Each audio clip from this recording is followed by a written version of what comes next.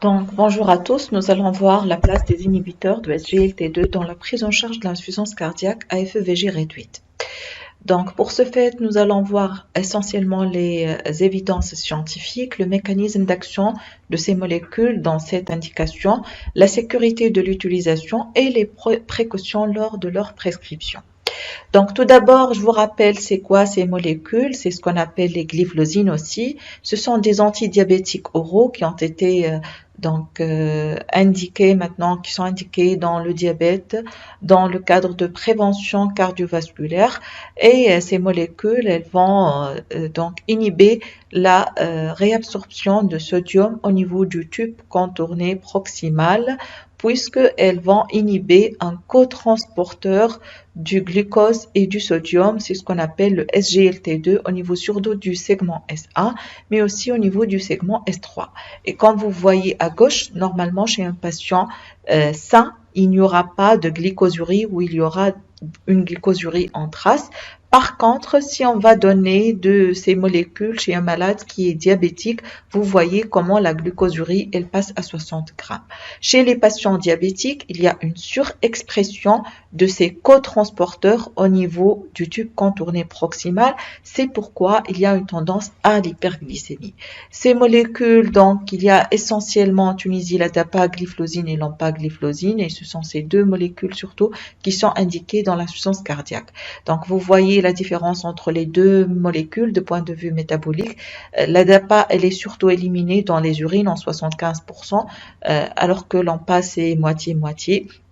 C'est presque le même temps de demi-vie, la même vitesse d'absorption et la même biodisponibilité, sauf que l'action de la dapagliflozine elle est plus durable sur les 24 heures quant à l'extraction de glucose. Ces molécules, elles ont eu leurs preuves surtout à travers l'étude EMPA-REG Outcome et l'étude d'Eclair-Timi pour le diabète. Ces deux études randomisées, elles ont inclus des patients avec maladies cardiovasculaires avérées ou non. Pour l'empagliflozine, c'est surtout la prévention secondaire. Chez des patients avec une insuffisance rénale pour l'empagliflozine, avec une insuffisance rénale légère pour la dapagliflozine, et ces deux molécules ont montré leurs bénéfices en matière de réduction des événements cardiovasculaires, un critère composite qui est composé d'AVC non fatal, d'IDM non fatal et de mortalité, mais aussi en matière d'insuffisance cardiaque, et d'où l'idée d'essayer ces molécules dans l'insuffisance cardiaque. Et justement, depuis l'année dernière, les recommandations de l'ESC, aussi cette année les recommandations de l'American College of Cardiology, donc recommandent en classe 1 d'utiliser ces molécules dans l'arsenal quadrithérapeutique avec le sacubitril/valsartan ou l'IEC, les bêta-bloqueurs et les anti-aldo. Alors, quelles sont les preuves scientifiques de ces molécules dans l'insuffisance cardiaque réduite? Il y a eu deux études importantes dans ce sens. L'étude Emperor Reduced avec l'empagliflozine, elle a été faite chez des patients diabétiques ou non, et à la dose de 10 mg. Et l'étude donc a eu comme critère primaire, c'est surtout le temps de développer un décès cardiovasculaire ou une insuffisance cardiaque, une hospitalisation pour une insuffisance cardiaque. Donc, quand vous voyez les critères d'exclusion et d'inclusion, surtout pour les critères d'exclusion, dans cette étude, on a exclu les insuffisances rénales avancées avec une clairance inférieure à 20, ou aussi les patients dialysés, mais aussi les patients avec une petite tension. On a bien sûr inclus des patients avec une FEVG réduite inférieure à 40%, et cette étude est revenue positive puisque le critère composite est revenu positif, a été réduit significativement, mais aussi il y a une réduction du taux d'insuffisance cardiaque, une amélioration de la fonction rénale. La deuxième étude, c'est l'étude DAPA-HF, c'est aussi une étude randomisée contre placebo. Elle a utilisé la dapagliflozine à 10 mg en plus du traitement habituel de l'insuffisance cardiaque, un suivi de 18 mois, et pour le critère primaire, c'est un critère composite de décès cardiovasculaire et d'aggravation de l'insuffisance cardiaque. Aussi, cette étude elle a été faite chez des patients diabétiques ou non, et on a exclu des patients avec une clairance inférieure à 30 ou bien une petite tension inférieure à 95 millimètres de mercure ou le diabète. Cette étude aussi, elle est revenue positive puisque le critère composite il a été réduit de 26%, mais aussi d'autres critères comme l'apparition d'insuffisance cardiaque de nouveau ou de décès cardiovasculaire, amélioration de la qualité de vie, amélioration de toute cause de mortalité toute seule, d'accord? Donc, si on voit l'effet des deux molécules dans les différents sous-groupes, on voit que l'effet il est plus manifeste chez les patients avec un IMC inférieur à 30, pour les patients sous empagliflozine, mais surtout on voit que pour l'empagliflozine, l'effet il est existant aussi bien chez les malades qui prennent de l'anti-LDO que ceux qui ne prennent pas, aussi chez les patients qui sont traités par sacubitril valsartan ou non. Par contre, pour la dapagliflozine, donc on voit que l'effet il est bénéfique chez les patients indépendamment de l'utilisation de l'anti-LDO. Par contre, l'effet il n'était pas bénéfique chez les patients qui sont déjà sous sacubitril valsartan ou qui sont en fibrillation atriale.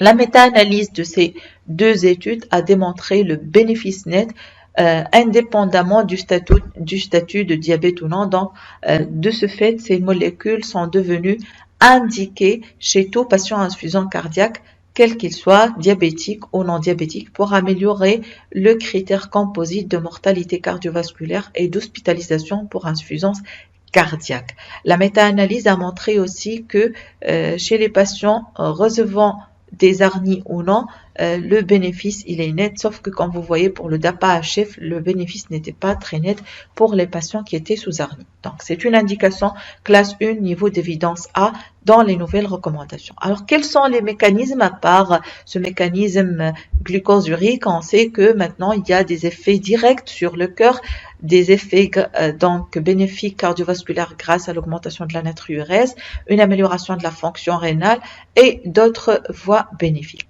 L'avantage majeur de ces molécules en tant que molécules diurétiques, c'est qu'elles agissent surtout sur le volume interstitiel et il n'y a pas de contrebalance par l'activation du système rénine-angiotensine, le système sympathique. Il n'y a pas de risque d'hypokaliémie ou d'hyperkaliémie, pas comme les diurétiques. Au contraire, ça réduit la progression de la fonction rénale et ça réduit aussi. Alors, l'empagliflozine, elle a bien démontré l'effet bénéfique sur la natriurèse et l'effet additif lorsqu'on donne des diurétiques avec de l'empagliflozine, sauf que il faut être vigilant par rapport à la déshydratation. Et on a démontré que cet effet ne donne pas une action opposée, une hyperstimulation du système rénine-angiotensine ou du système sympathique parce que l'effet il se fait essentiellement sur l'espace interstitiel. Il y aura une diminution du liquide au niveau de l'espace interstitiel. Donc vous voyez, donc il y a une diminution nette du poids, du taux d'eau et de plasma, de volume de plasma dans le corps. Et aussi, il y aura une diminution des pressions de remplissage. Et comme vous voyez, le rapport E sur E' et les troubles surtout de compliance. À côté de l'effet natriurétique, il y a l'effet cardiaque direct grâce à des effets essentiellement anti-inflammatoires, mais via des cytokines et des médiateurs du remodelage ventriculaire. Et c'est surtout l'empagliflozine qui a montré son effet bénéfique sur le remodelage ventriculaire à travers l'étude en patropisme, d'accord? Mais il y a aussi un effet bénéfique sur le rein. On sait qu'un malade qui a une insuffisance cardiaque, il y aura un bas débit rénal, il y aura donc une vasoconstriction de l'artère efférente et donc par conséquent une aggravation de la fonction rénale. Chez les patients qui sont sous anti-SGLT2, il y aura un passage du sodium au niveau du macula densa, ce qui va exercer un rétrocontrôle au niveau des tubules glomérulaires et par conséquent il y aura une vasoconstriction de l'artère efférente, une diminution du flux sanguin, de ce fait diminution de la pression intraglomérulaire et une amélioration au long cours de la fonction rénale. C'est vrai que au début, pendant les premiers mois, surtout donc on sait par exemple dans l'étude empereur jusqu'au deuxième semaine. Jusqu'à deuxième semaine, vous voyez comment la fonction rénale, elle va s'aggraver jusqu'à la quatrième semaine et après, petit à petit, elle va s'améliorer à la 12e semaine. Mais au long cours, en comparant au placebo, vous voyez l'effet, il est nettement bénéfique des anti-SGLT2. Cette aggravation de la fonction rénale est certes un peu plus importante chez les patients diabétiques que les patients qui ne sont pas diabétiques et que en voyant les études, les méta-analyses des études d'APA, HF et Ampero Reduced, donc l'effet bénéfique sur la progression de la fonction rénale a été bien démontré aussi dans l'étude d'APA-CKD et dernièrement dans une dernière étude, c'est l'Empereur aussi CKD qui a priori va être positif. L'autre effet, les autres effets bénéfiques, c'est la diminution de la consommation rénale de l'oxygène, la diminution du flux sanguin, la diminution du stress oxydatif, la diminution de l'inflammation, la neuroprotection, la diminution de consommation d'oxygène par le cœur, augmentation de l'érythropoïétine. On sait qu'il y aura une augmentation de l'hématocrite avec les anti-SGLT2 à peu près d'un chiffre de 2,4%. Alors, de point de vue sécurité, ces anti-SGLT2, on a bien démontré que l'effet sur l'hémoglobine glyquée est neutre chez les patients non diabétiques. Chez les patients diabétiques, il est un peu limité, donc il diminue aux alentours de 0,5 à 0,7, le chiffre d'hémoglobine glyquée. Pour le risque d'hypoglycémie, il est presque nul, mais ce risque, il existe surtout chez les patients qui sont sous insulinothérapie. C'est pourquoi il faut réduire les doses de 20% d'insuline. Et aussi, c'est les patients qui sont sous secrétagogue, c'est-à-dire les patients insulinosecrétagogues, c'est-à-dire les sulfamides. Il faut diminuer les sulfamides de 50%.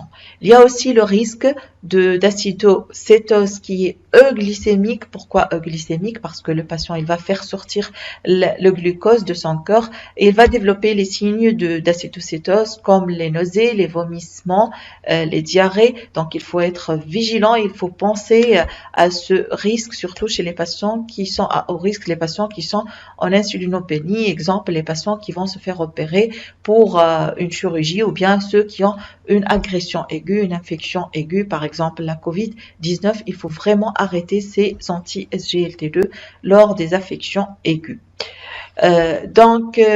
Pour aussi l'effet sur, comme vous voyez, le risque de fracture, d'amputation, le risque de déplétion volémique, c'est vrai que ces risques existent, mais pas de façon globale chez une population bien déterminée. Par exemple, pour l'amputation, c'est surtout les patients diabétiques avec une artériopathie du membre inférieur qui est sévère. Dans ce cas, il faut éviter de prescrire les anti-SGLT2 chez ce type de patients. Aussi, chez les sujets en déplétion, il faut éviter de les prescrire. Quand vous voyez, donc, a priori, les effets indésirables des anti-SGLT2, il y a essentiellement les infections génitales qui ont été démontrées supérieures par rapport au placebo. Il faut recommander aux patients de suivre une bonne hygiène pelvienne. Il faut boire de l'eau, surtout lors de l'introduction de ces molécules, faire bien sa toilette. Comme je vous ai dit, le risque de diabète, acétocétose diabétique, le risque de gangrène de fourmier, qui sont vraiment des risques très minimes. Et comme vous voyez, de point de vue métabolique, il y a presque pas vraiment les différentes anomalies métaboliques. Il n'y a pas d'hypokaliémie, il n'y a pas d'hypomagnésémie, d'hyponatrémie, d'hyperuricémie. Au contraire, il y aura même une amélioration du taux d'uricémie. Donc, vous voyez, elles sont neutres sur le plan métabolique. Pour les infections génitales, comme je viens de dire, il faut avertir le patient, une bonne hygiène et traiter rapidement ces infections. On peut arrêter momentanément ces molécules et puis donc les réintroduire de nouveau. Pour les hypoglycémies, donc la même chose pour les sulfamides et l'insuline, réduire les doses. Et pour l'acidocétose, donc on doit vraiment être vigilant chez ces patients où il y a et éviter ces molécules en cas d'affection aiguë. Donc, Au total, ces molécules sont des molécules qui ont démontré un bénéfice majeur en matière de protection cardiovasculaire et rénale, aussi bien en prévention secondaire qu'en prévention primaire. Il faut bien savoir les prescrire, les précautions nécessaires par rapport à l'hypoglycémie, la déshydratation, l'acidocétose, les infections génitales. Et on sait très très bien que maintenant, ces molécules commencent à avoir de la place dans l'FEVG, l'insuffisance cardiaque à FEVG préservée, aiguë et modérément altérée. Ces donc détails, ces points, on va les voir dans les prochaines capsules. Donc, pour avoir plus d'informations quant à la prescription de ces molécules, je vous invite à consulter les fiches du praticien que vous allez trouver sur le site Moodle, sur la plateforme Moodle de notre formation.